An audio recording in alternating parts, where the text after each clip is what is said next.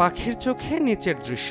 Remote কন্ট্রোলের সহায়তায় আকাশের বুকে পাখির মতো উড়ে বেড়ায় ড্রোন, যার সাহায্যে ধারণ করা হয় ভিডিও চিত্র। এবারের পহেলা বৈশাখের পরদিন সাতক্ষীরা ৪ আসনের সাবেক সংসদ সদস্য HM গোলাম রেজার ছেলে হোসেন মোহাম্মদ মায়াজ অনুমতি ছাড়াই মানিক মিয়া এভিনিউতে ওড়ান ড্রোন। বিষয়টি প্রশাসনের নজরে আসলে জব্দ করা হয় ড্রোন, বাধ্য করা হয় মুচলেকা দিতে। এ ঘটনার পর মনে প্রশ্ন জাগে, তবে কি দেশের আকাশ সীমায় ড্রোন ওড়ানো এতটাই সোজা? ড্রোন নিবন্ধন ও উড্ডয়ন আইন ২০২০ অনুযায়ী ব্যবহারের ভিত্তিতে ড্রোনকে ভাগ করা হয়েছে ৪ ভাগে। তবে ক্যাটাগরি যাই হোক, সামরিক ও রাষ্ট্রীয় কাজে ব্যবহৃত ড্রোন ছাড়া ১০০ মিটার উচ্চতার উপরে উঠতে হলে লাগবে অনুমতি। পাশাপাশি যন্ত্রটি উড়ানোর জন্য রয়েছে ৩টি জোন।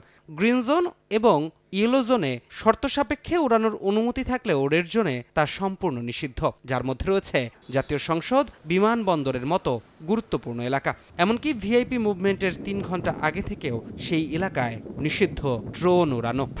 ১, ২, ৩ ঢাকায় জমি জিতে নিন ১০০% ক্যাশব্যাক সহ ২০ কোটি টাকার পুরস্কার।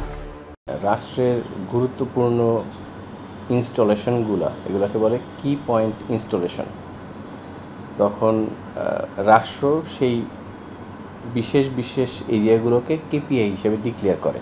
ড্রোনের নীতিমালার মধ্যে স্পেসিফিকলি উল্লেখ আছে যে স্পেশাল কেপিআইগুলোতে ড্রোন উড়ানো যাবে না।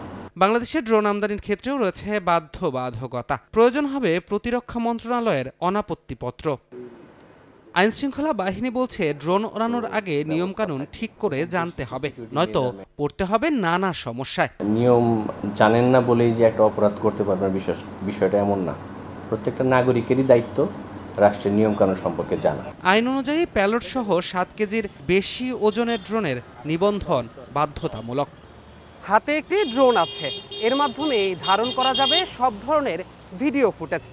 এমন ধারণা যদি কারো মধ্যে থেকে থাকে তাহলে তা সম্পূর্ণই ভুল। কারণ ড্রোন চালানোর আগে অবশ্যই মাথায় রাখতে হবে ড্রোন উড্ডয়ন নীতিমালা, নয়তো শাস্তি অনিবার্য। ধ্রুব ব্যানার্জি, সময় সংবাদ, ঢাকা।